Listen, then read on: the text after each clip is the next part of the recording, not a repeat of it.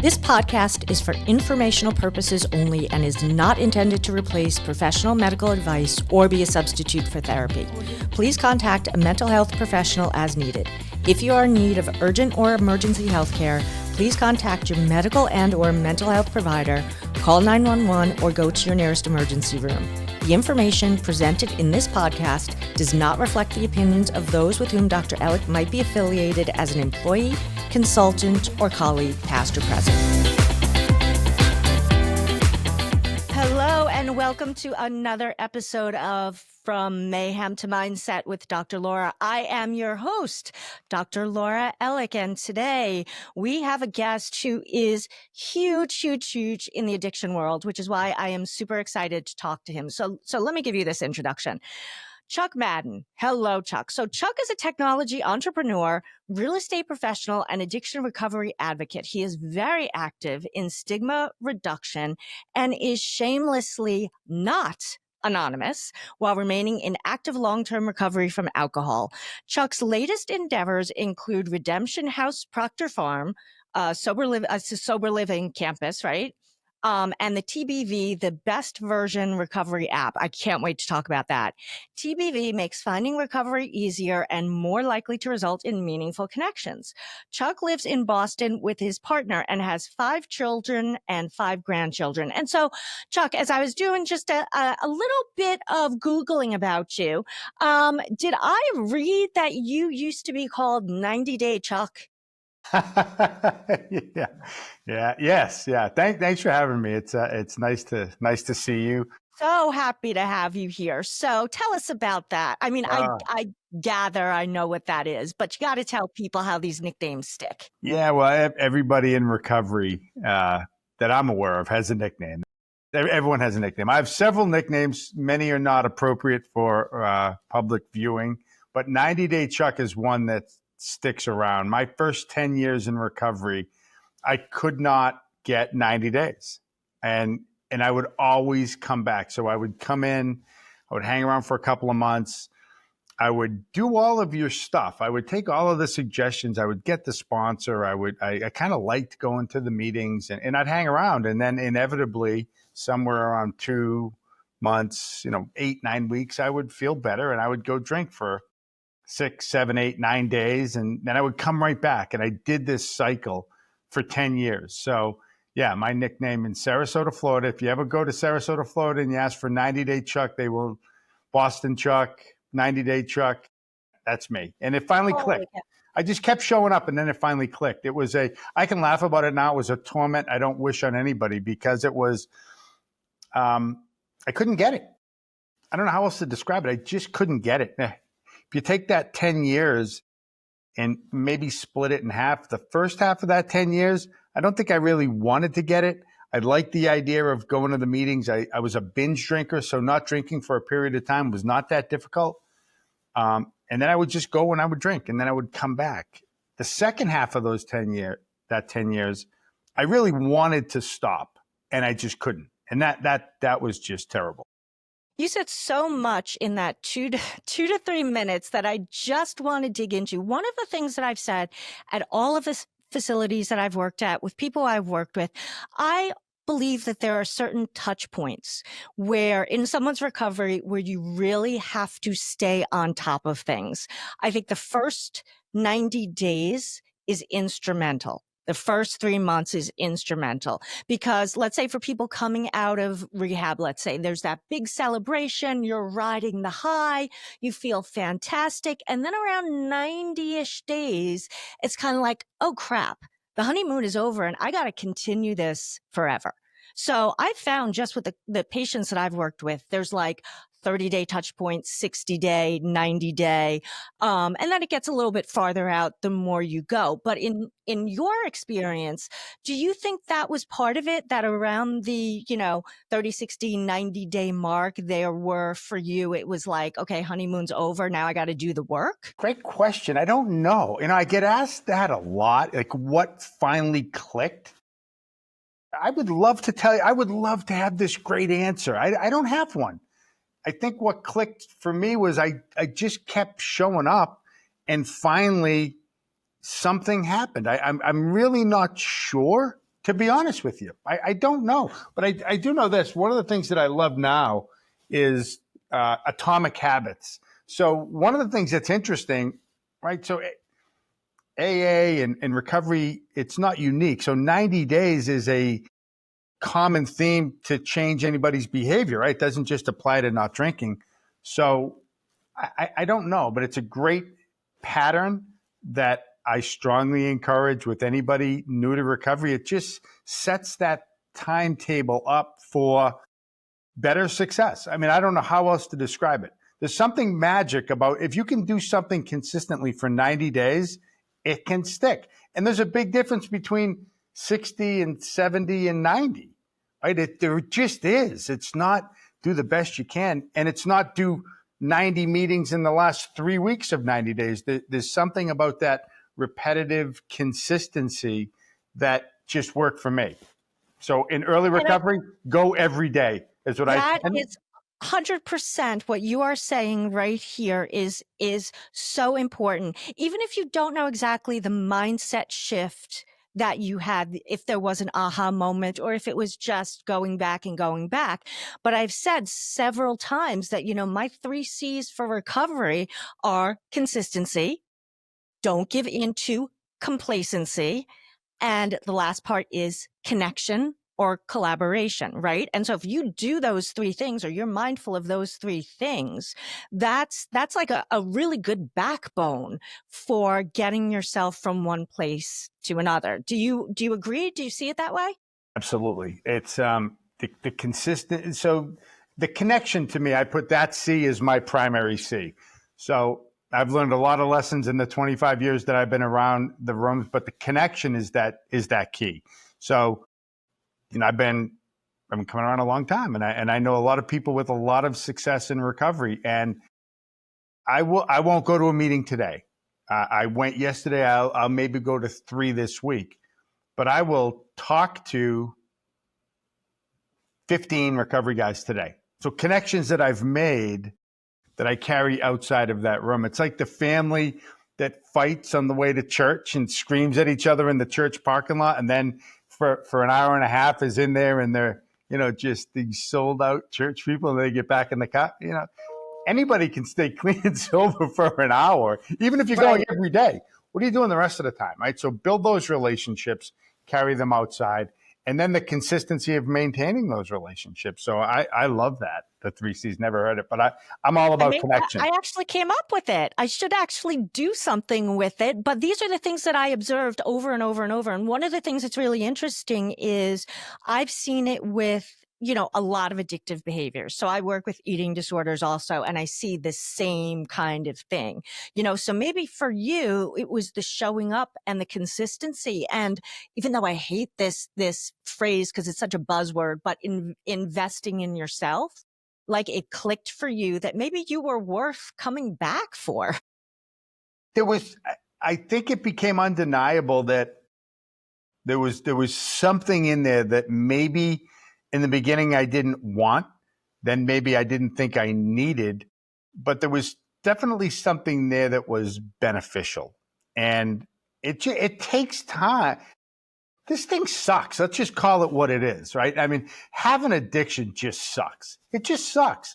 Because I'm glad you're saying that. I'm glad you're saying it. Put it right out there. I mean, it just sucks. I don't know how else to put it. And people look at you like, why don't you just stop? And you're like, yeah, I didn't think of that, right? If I could, I would. Mm-hmm. So it's this terrible thing to have. And again, we don't talk about this a lot. At the end of the day, it's mental health. It's mental illness, right? I have a mental illness. It's not different just because we label it as addiction. Alcohol was not my problem. It was my solution. Now you take that away, and now you're left with this brain that just doesn't function correctly and tells me I'm okay when I'm clearly not. Right. It's meeting other guys on that journey. And this, again, it's not unique to recovery, right? When I was a kid, if I wanted to play baseball, where did I go? To the baseball field. If I wanted to learn how to skate, being in Boston, you show up at the hockey rink, shoot hoop, go over there and show up at the basketball court and ask that guy how he got better doing what he's doing. It's not that unique of a thing. So you want to not drink or drug, go find guys that you can relate to.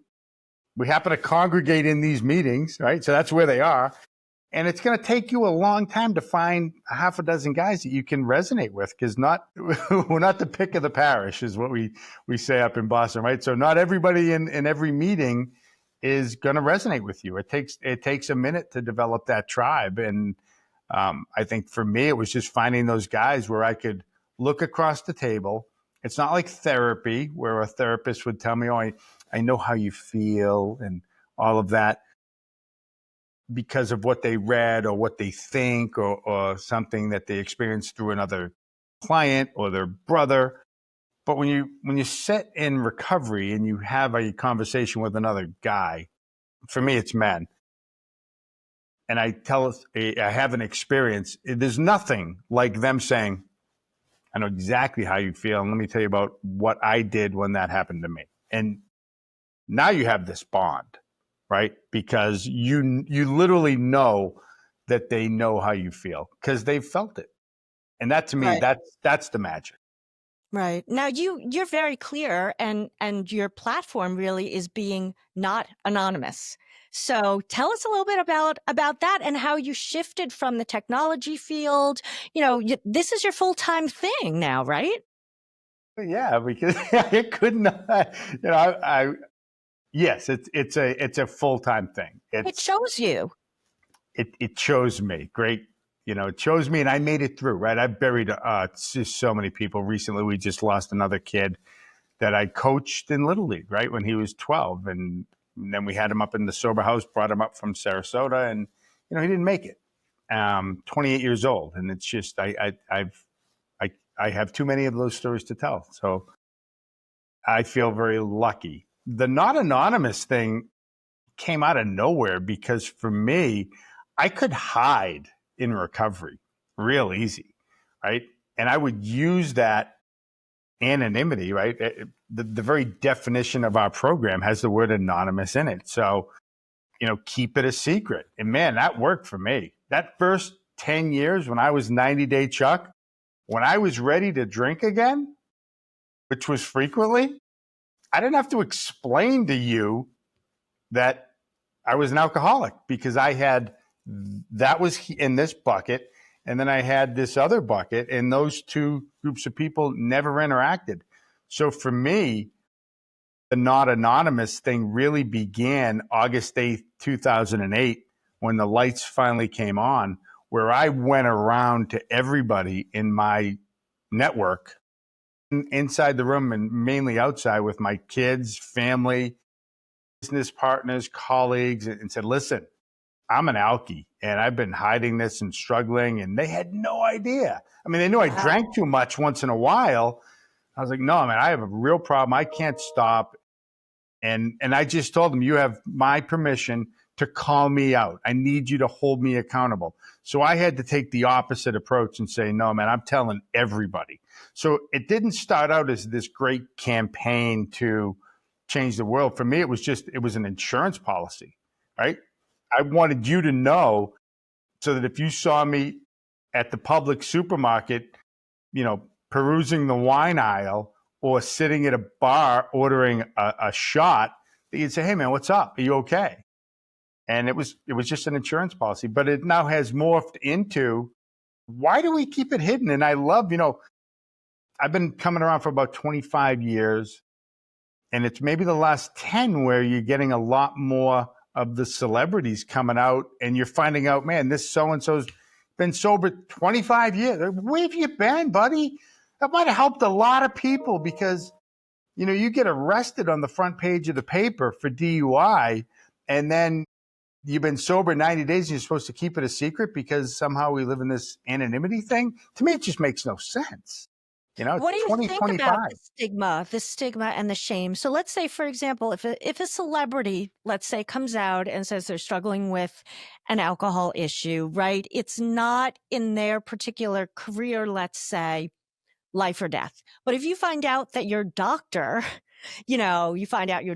has been in rehab or had some trouble with alcohol, it does leave, like, some people questioning, correct? There's no right answer. And again, I'm not out trying to change the world. I'm out trying to help people not be ashamed of having this thing, right? We have That's this. the bigger picture, right? That's the bigger picture, that people feel like, oh, if somebody knows that as your pediatrician, I was in rehab 10 years ago, they may not want to come see me anymore. I mean, this was on Grey's Anatomy. It's on all the medical shows, right? So I think it's still very tricky, where I think there are more people who would come out as not anonymous if they didn't fear the career damage. Absolutely. And I think that's one of the areas that certainly the anonymity people hold out and just hold out in front and say, this is why we have to do that. And, it's a personal choice. It's not for everybody. And I make everybody aware of that. So in our house, we have a 17-bed men's sober living facility. And when guys come in, I let them know this is a not anonymous house, and this is what that means. You can have your sponsor and you can do the program any way you want, but I'm encouraging the community to come to our property. We have a farm, and it's a historic property, National Historic Register. So we encourage the community to come to the farm, and we volunteer in the community. So I'm not telling people they have to go out and shout from the rooftops. I'm just letting them know that in this house, people will know that we're all in recovery. And I think it's been received well. I don't have any airline pilots or lawyers or surgeons moving into sober living. And I'm certainly cognizant of that side of the equation. But how good of a surgeon can you be if you're ashamed of yourself? I think getting sober or getting off of pills, if that's what your thing was as a professional, is the greatest thing that you can discuss. Right. Because what that doesn't even take into consideration would be any professional that has never found their way into a recovery meeting or into a rehab, who's still ripping Xanny bars or perks at night and drinking a bottle of wine to go to bed. Right? Where's that line? When you can say, I've addressed something that I thought was an issue and I've worked to correct it. I think that there's something powerful. So tell us now all of the work that you're doing in the recovery. You have the sober living with the farm, which I think is just the coolest thing. Tell us everything that you have kind of put together as you are, I guess it would be like you're an advocate for people. Come. My advocacy started when the lights finally came on. So the one piece that I never did in recovery was I never really got active. So I would go to your meeting and I would greet and I would do all that stuff. But when that hour was up, I didn't do anything with anybody. I did nothing beyond that 1 hour. And a guy reached out to me and said, I'd like you to start teaching a class in a treatment center right away, because he thought I was sober the whole 10 years and I was not. So I started teaching a class at like 92 days sober back in 2009. And I just loved it. And it was in the Salvation Army. And then I started doing stuff in the jail. So doing the advocacy stuff came easy. And I was always a sales guy. So I just took that business skill and kind of transitioned it to recovery. And again, I had the insurance policy of just telling everybody, I'm a bad alcoholic.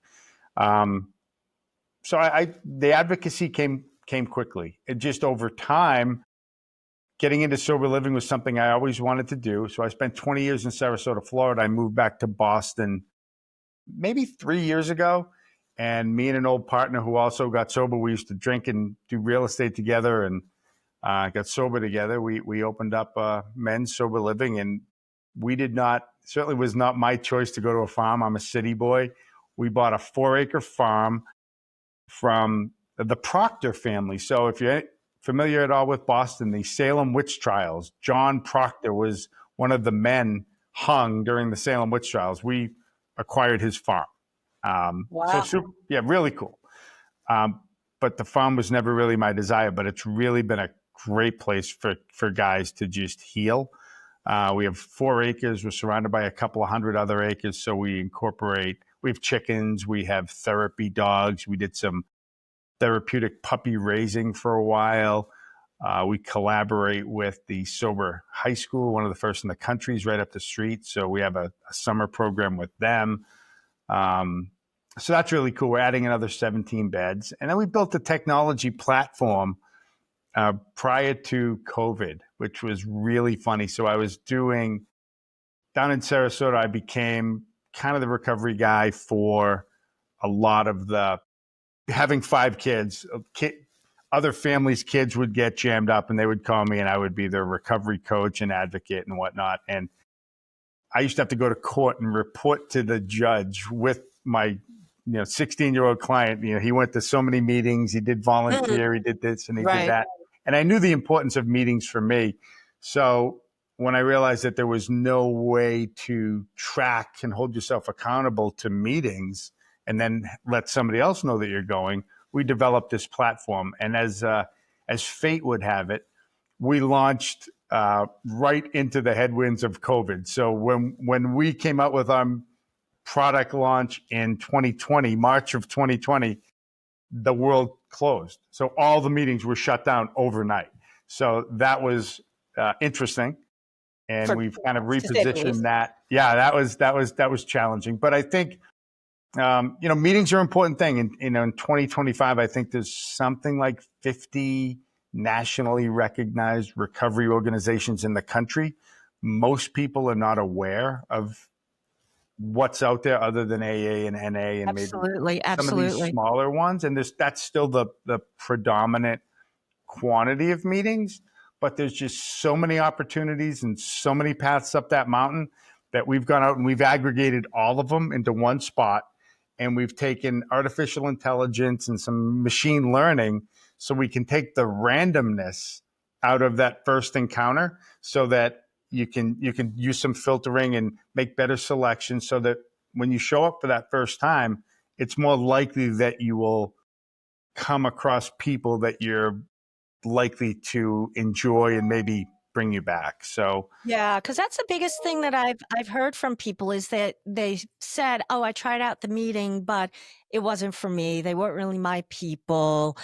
So where can people get this app? Where can they access it? So it's coming soon. We're about maybe 45, 60 days away from our relaunch. It'll be everywhere. It'll be online. It'll be in the store. It'll be QR codes. We have about 40 treatment centers that we're working with, first responders, emergency rooms. So there'll be a QR code at all these places. Just download. It's going to be totally free, and you just find your meetings. And then we have premium features and all of that. But it's kind of Expedia for recovery. It's one spot where you can just aggregate everything. And again, take the randomness out because you hear that story a lot.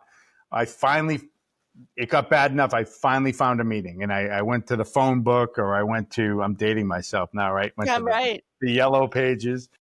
And I find this meeting finally because it's so bad. And I show up and all I do is I confirm to myself why I've never gone, that this is absolutely not for me. And what we've tried to do is just if I get a phone call, which I do every day, somebody's in trouble, do you have a meeting recommendation that for their first meeting?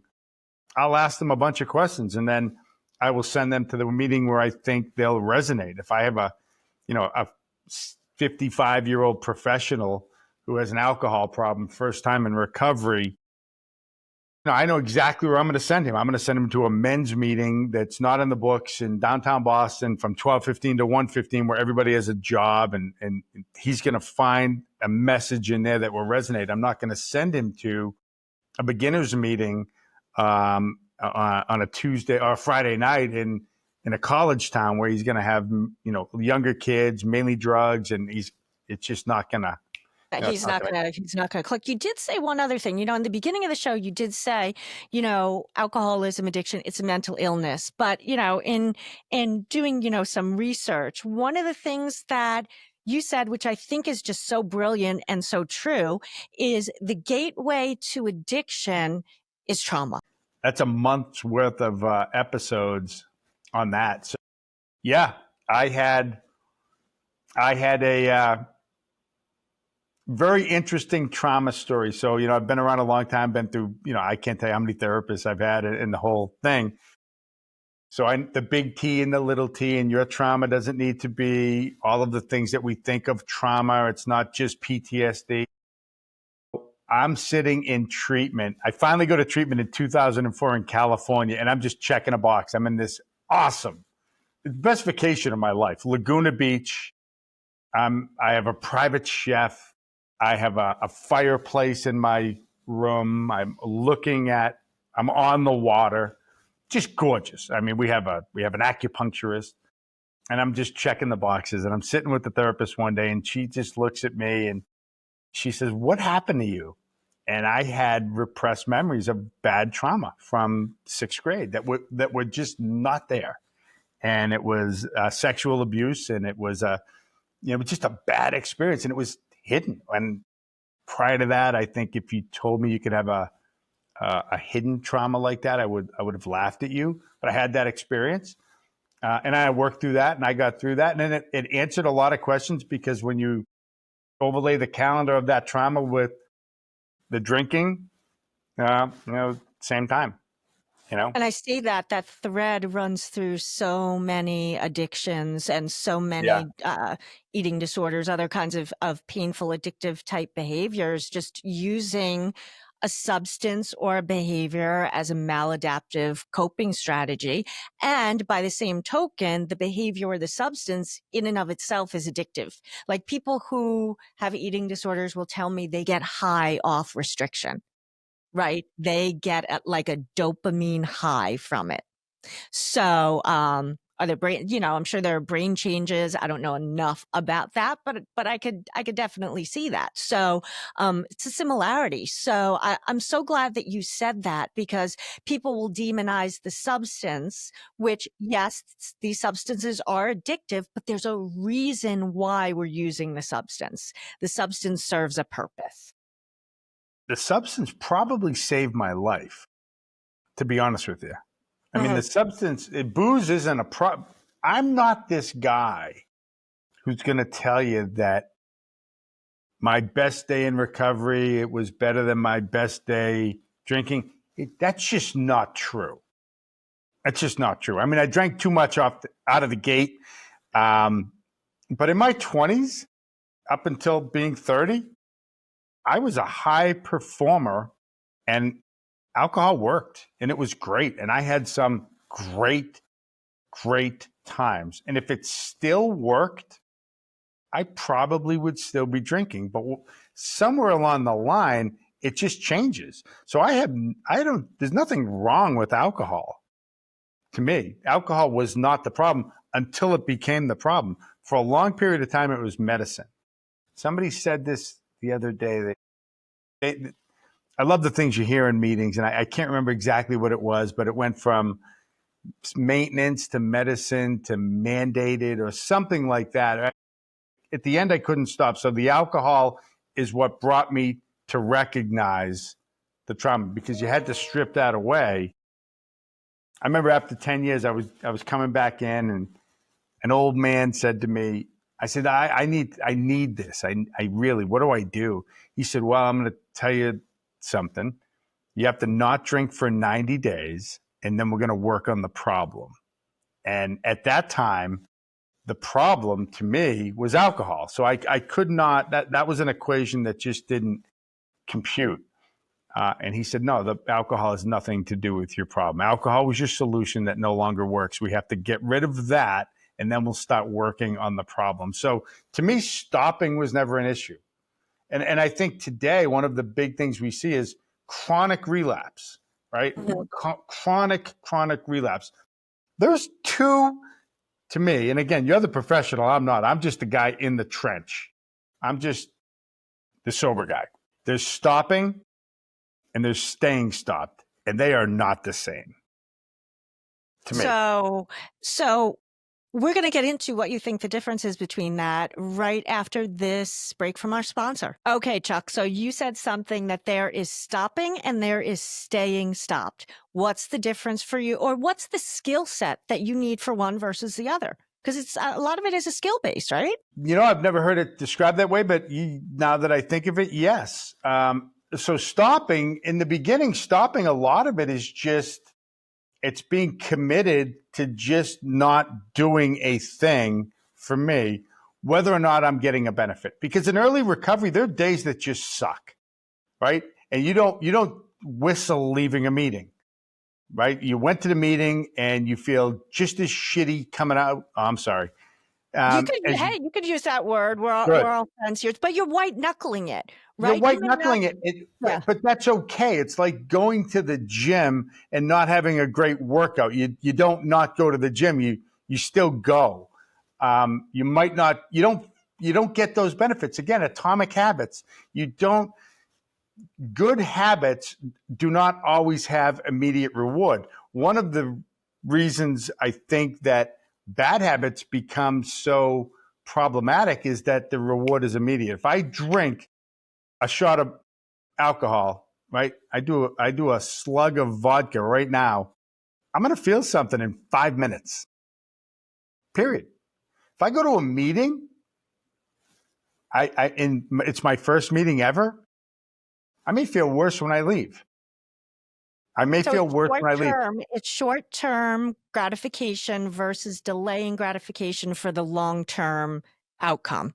Yeah. So in the beginning, it's just about, I love with my guys, I use the Make My Bed speech from Admiral McCraven. And in his book, as a Navy SEAL, they're just trying to get you to quit. They want you to wash out of SEAL training. So they tell you, ring the bell, just quit. All you got to do is ring the bell and all this pain can stop. So what I tell guys in early recovery that first 90 days is just don't ring the bell, no matter what. Right? This is a pass-fail class. Just don't drink and use drugs today. And if today's too much, now, the next hour, the next 5 hours. That's that first 90 days. After that staying stop, that requires more work. Now, because now you've taken, I'm not an alcoholic if I haven't drank alcohol in 90 days, meaning I'm not addicted to that thing physically right now. So I have to put it in me to trigger that again. So now I'm just left with a mushy brain that I have to figure out, in these feelings that I don't like, and being discontent and sad and all over the place. So now that requires some work that is not necessarily always going to come from sitting in a meeting and reading a book with other people, or hearing a story, or listening to a podcast. That can require some work, whether it's the steps or outside therapy, possibly some medication. But it requires some additional work. So to me, they're two different things. And a lot of people will go to treatment. I've had clients that have been to treatment 10, 15 times, where I will talk to the dad, and they're very wealthy, and they'll call and say, so-and-so's in trouble again, and I found another treatment center, and we're going to send him. And I'll say, I'm not working with them. Save your money. They've not invented anything new in inpatient treatment. And your son has proven this. He cannot drink and drug for 30 or 60, 90 days inpatient. He can't take any of those, and he's not either willing or capable to apply them in the real world. So get him stabilized, and let's get him in a sober living environment if he's ready to get help, and we'll go over here. So I don't think a lot of people do the work. I think a lot of people stop. A lot of people identify the substance as the problem. The substance is gone. It's like being on a diet, okay? The old days, if you were on a diet, diets typically, and I never had a food issue, so I never understood the food thing, but I love the analogy. Target a weight, or target a waist size, or whatever it is, but a metric that you choose, okay? So I choose, for me, 195. So now I'm going to make all of these changes in my life to achieve this goal. And now I achieve the goal of 195. So what do I immediately do? Well, maybe I reward myself. I do one of two things. I've developed these habits that I now enjoy. Again, I can't say enough good things about Atomic Habits for Recovery, because I apply it. To me, it's a recovery book. But at 195, now I say, man, I achieved my goal. Boom. And A month later, I'm 215. And I realized, well, what happened? Well, I stopped doing everything I did to get to 195, and now I'm 215 again. So now I'm going to go back on a diet to get to 195. That to me is stopping and staying stopped in recovery. We're not trying to stop alcohol. We're trying to get better. So the first thing you do in getting better is you remove the substance. So But one of the questions I have for you, and people ask me this question all the time, so I'm going to put it on you too. Is recovery possible for everyone? I don't know. Who am I to answer that? There's many questions that I can't answer, and I'm not ever going to try to be that guy. I know what I don't know. I know that I'm lucky. I know that I got it. I know that I couldn't get it. I know that I was trying to get it when I couldn't get it. And I know I could lose it. I've watched a lot of people that have tried as hard, I think, as I have, that have not gotten it and have died. So there's a randomness to this that is, I don't know. It's when you're in this, it tough becomes question, very right? personal. It's just, it's, I don't know. It's like a ghost. Is Recovery there is a something ghost. that you think the addiction industry should be doing differently? God, yeah, everything. I mean, please, for the love of God, we fail everywhere, right? Our system is driven by the healthcare system, which is again a whole nother path. It's driven based on relapse. It is not a long-term solution system that we advocate. We advocate coming back. We focus on the drug. We focus on the booze. Get rid of this. If you stop eating donuts, you will not be fat. Well, no, you'll find something else other than donuts, right? So Maybe pizza. you have to have a lifestyle change. And some people are capable, some people aren't. It's such a difficult question because if I say it's possible for everyone, then that means I'm doing it better than the next guy who didn't do it. And I don't think that's fair, because on any given day, I mean, in the beginning, there were days that I tried to not drink, and I can just tell you that I would find myself with just another bottle of vodka without my kids. And that morning, I swore to myself, the days of lying to other people were gone. And that's the mental illness, right? I would wake up in the morning in that first 10 years, and I would say, okay, me and the guy in the mirror, there's no one in the room. We're not drinking today, no matter what. The kids are going back to their mom. I have 5 days that I have no responsibility. We're not drinking. And then I would wake up, 18 hours later from a blackout, Right. really wondering how that happened. Wow. So Chuck, I mean, your passion is just incredible. Your purpose. I mean, I'm sure we can all hear how you're committed to this, but where can people find you? If people have questions for you, if they're interested in your sober living, what's the best way that someone can reach out to you?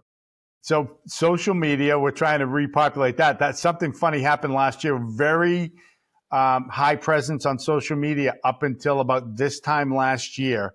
And my identity was hacked.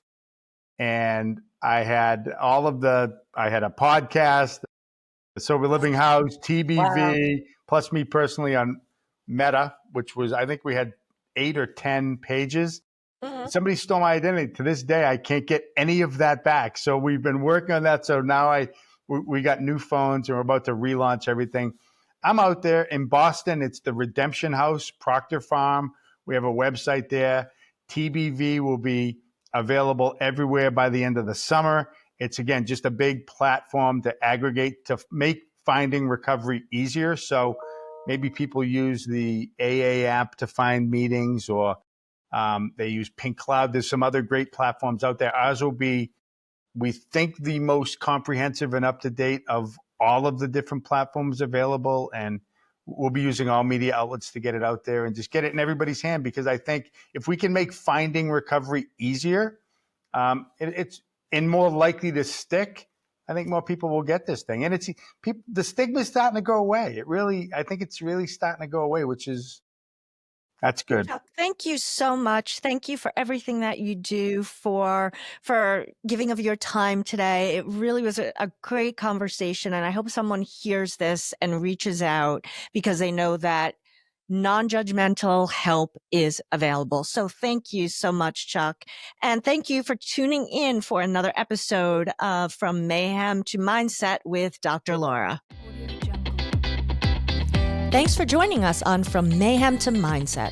If you found today's episode helpful, be sure to subscribe wherever you get your podcasts and leave a 5-star review. It really helps spread the message. Want to dive deeper? Check out my book, Wisdom from the Universe, available now on Amazon. And if you're looking for a speaker to inspire and transform, I'd love to connect. Visit www.lauraellick.com to learn more. Remember, you don't have to just survive, you can thrive. See you next time.